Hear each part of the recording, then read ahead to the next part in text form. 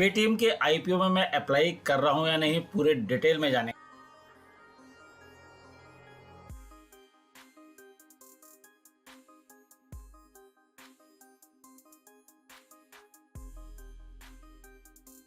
Friends, इस channel पर हम बहुत सारे टॉपिक कवर करते हैं। ऑलरेडी हम बहुत सारे वीडियो बना चुके हैं और आज हम पेटीएम के आईपीओ के बारे में बात करेंगे। पेटीएम यानी कि 197 communication limited is India's leading digital ecosystem for consumer as well as merchants incorporated in 2000। तो सन 2000 में 197 कम्युनिकेशन इनकॉर्पोरेट हुआ था और ये पेटीएम के बिजनेस में कैसे इसने स्टार्ट किया, आइए सबसे पहले वो देख लेते हैं। इसके बाद 2009 में इन्होंने पेटीएम को लॉन्च किया। 2012 में 2012 में पेटीएम गेटवे लॉन्च हुआ। उसके बाद 2014 में पेटीएम वॉलेट लाए और ये एक क्रांतिकारी मूव था। इसके बाद से जब से पेटीएम वॉलेट आया तो डिजिटल पेमेंट के क्षेत्र में क्रांति आ गई और सारे पेमेंट, बहुत सारे ट्रांजेक्शन बढ़ने लगे। 2014 में बस का जो टिकटिंग होती है वो भी लेके आए थे। 2015 में bill payment, movie tickets, QR code से ये लोग लेकर आए। उसके बाद अगर 2016 की बात करें तो इन्होंने ट्रेन की टिकटिंग और फ्लाइट टिकट भी इन्होंने बुक करना स्टार्ट कर दिया था। 2017 में पेटीएम यूपीआई आ गया, इंश्योरेंस अटैचमेंट आ गया, पेटीएम पेमेंट्स बैंक आ गया, पेटीएम गोल्ड, फास्टैग और बहुत सारी चीज़ें, इवेंट्स की टिकटिंग वगैरह भी ये लोग लेकर आए। 2018 में इन्होंने पे किया, पेटीएम मनी ये लेके आए, पेटीएम फर्स्ट गेम्स ये लेके आए। 2019 में बीएनपीएल मर्चेंट कैश एडवांस। 2020 में भी देखिए बहुत सारी चीज़ें लेकर आए, credit card, all in one gateway payment, all in one Android POS, all in one QR, insurance broking के क्षेत्र में ये लोग चले गए। और 2021 में 2021 में देखिए ये इक्विटी ट्रेडिंग में एंटर कर चुके हैं, स्मार्ट पीओएस लेके आ चुके हैं, डेरिवेटिव एंड एफएनओज ये लोग लेके आ चुके हैं। तो आप देख सकते हैं कितना वाइड इनका फील्ड है और ये हर क्षेत्र में इन्होंने एंट्री ले रखी है। लेकिन क्या ये कहीं अपनी मोनोपोली बना पाए हैं? क्या इनका कोई क्षेत्र ऐसा है जहां पर ये जबरदस्त तरीके से आगे बढ़ रहे हैं? एक टाइम था जब बढ़ रहे थे। सारे सवालों का जवाब दूंगा, वीडियो को लास्ट तक देखते रहिए। और आप पेटीएम की वेबसाइट पर जाएंगे तो यहाँ लिखा हुआ है India most loved payments app. इसके अलावा देखिए रिचार्ज और pay bills on Paytm, book and buy on Paytm's, Paytm payment instruments हैं। इसमें देखिए इनका वॉलेट, पेटीएम वॉलेट है, UPI money transfer, Paytm postpaid और इसके अलावा पेटीएम ईएमआई, पेटीएम कार्ड्स, काफ़ी सारी चीज़ें हैं।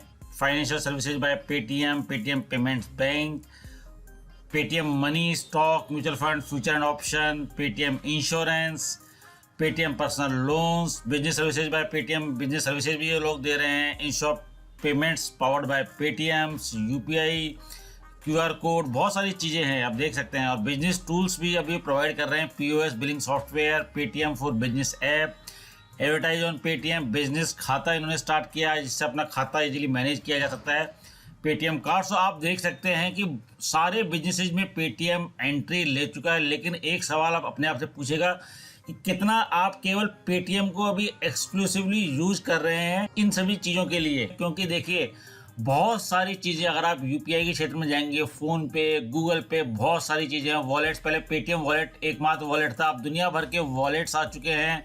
पेटीएम मॉल का भी बहुत बड़ा कंपटीशन है, अमेजन है, फ्लिपकार्ट है, बहुत सारी चीज़ें हैं। क्रेडिट कार्ड आप देखिए, पर्सनल लोन्स देखिए, पेटीएम मनी ये लेके आए हैं, इक्विटी, म्यूचुअल फंड, बहुत सारी चीज़ें ऑलरेडी। इंश्योरेंस बेचते हैं, लेकिन इंश्योरेंस हर क्षेत्र में इनका कंपटीशन है। मुझे तो लग नहीं रहा कहीं ये किसी बिजनेस में इनकी मोनोपोली है। और अभी मैं आपको इनके फाइनेंशियल्स भी दिखाऊंगा, उससे भी आपको समझ में आ जाएगा कैसी परफॉर्मेंस इनकी रही है। और आप इनका रेड हेरिंग प्रोस्पेक्टस देखेंगे, आरएसपी जिसे कहा जाता है, उसमें देखिए इनकी टोटल इनकम देखिए। FY 2019 के एंड में जो टोटल इनकम थी इनकी 35,797 मिलियंस थी। उसके बाद FY 2020 में 35,407 और अब FY 21 में देखिए 31,868 है। इसके अलावा लगातार लॉस कर रही है कंपनी। पहले 42,309 मिलियंस का लॉस था, फिर 29,424 मिलियंस का लॉस है और अभी भी 17,010 मिलियंस का लॉस कंपनी शो कर रही है। इसके अलावा अगर आप जो क्वार्टर एंड हुआ है अभी जून 30, 2020 और 2021 को भी कंपेयर करेंगे तो इनकी जो अभी भी उसमें भी देखिए लॉस रिपोर्ट हो रहा है। जून 30, 2021 का जो क्वार्टर एंड हुआ है उसमें 3819 का लॉस इसमें दिखाई दे रहा है। और अगर आप टोटल बोरोइंग्स की बात करें तो पहले टोटल बोरोइंग्स 2019 में 6962 मिलियंस की थी।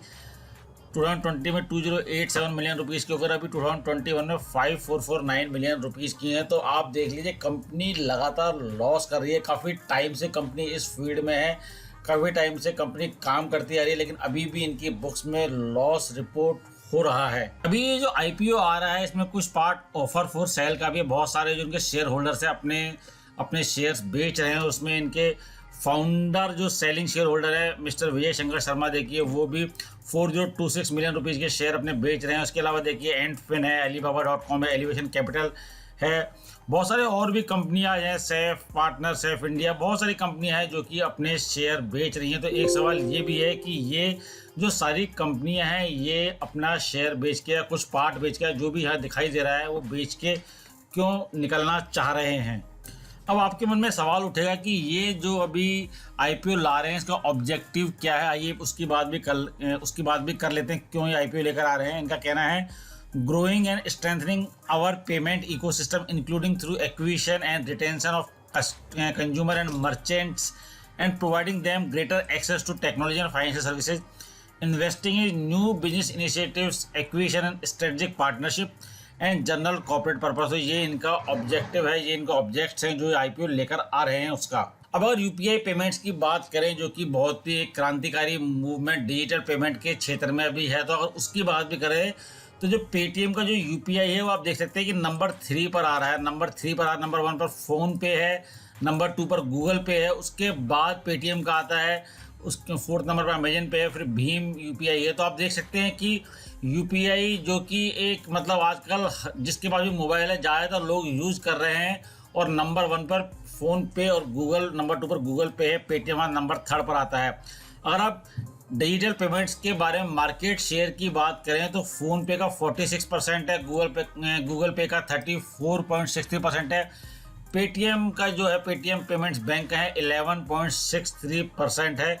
तो आप अंदाज़ा लगा सकते हैं कि इस क्षेत्र में जहां पर कि पेटीएम फर्स्ट था इन सब चीज़ों को आगे लाने में, डिजिटल पेमेंट्स के क्षेत्र में पेटीएम फर्स्ट कंपनी थी, धीरे धीरे करके देखिए वो अपनी जो उसकी टॉप रैंक थी उससे भी नीचे आ रही है। तो ये मैंने आपको कंपनी के बारे में कुछ जानकारी दे दी। अब आइए IPO के बारे में डिटेल ले लेते हैं। देखिए IPO जो ओपन हो रहा है 8 नवंबर को ओपन हो रहा है, क्लोज 10 नवंबर को हो रहा है, फेस वैल्यू 1 रुपये पर इक्विटी शेयर किया। अब IPO का प्राइस देखिए आप, मैंने आपको सारी चीज़ें बताई, उसके बाद IPO का प्राइस देखिए। मुझे तो बहुत महंगा लग रहा है, 2080 रुपीज़ से 2150 पर इक्विटी शेयर। यहाँ पर जो मार्केट लॉट है 6 शेयर का है, मिनिमम जो ऑर्डर क्वान्टिटी है 6 शेयर्स की है। इशू का जो साइज है 18,300 करोड़ का है। इसमें जो फ्रेश इशू है वो 8,300 करोड़ का है और जो ऑफर फॉर सेल है वो करीब 10,000 करोड़ का है। ये कुछ इंपॉर्टेंट डेट्स भी देख लेते हैं। जो अलॉटमेंट की जो डेट की संभावना है वो 15 नवंबर को अलॉटमेंट होने की संभावना है। इनिशिएशन ऑफ रिफंड्स जो होगा वो 16 नवंबर तक आने की संभावना है।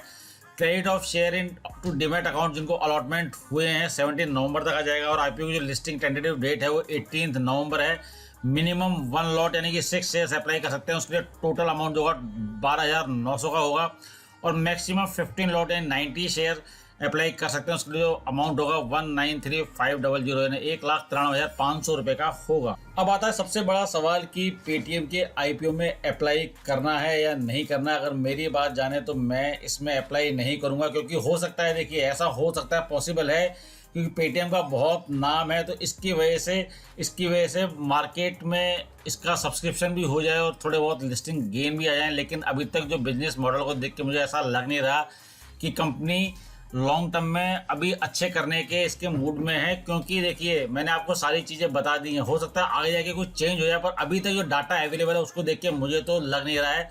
तो अभी तो मेरा इस IPO में अप्लाई करने का कोई प्लान नहीं है।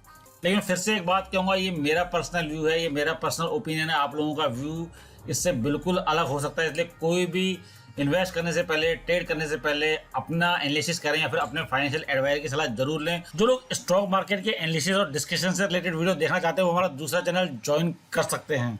वीडियो अच्छा लगे तो लाइक और सब्सक्राइब करते रहना। आपके लाइक और सब्सक्राइब करने से हमें मोटिवेशन मिलता है। जय हिंद फ्रेंड्स।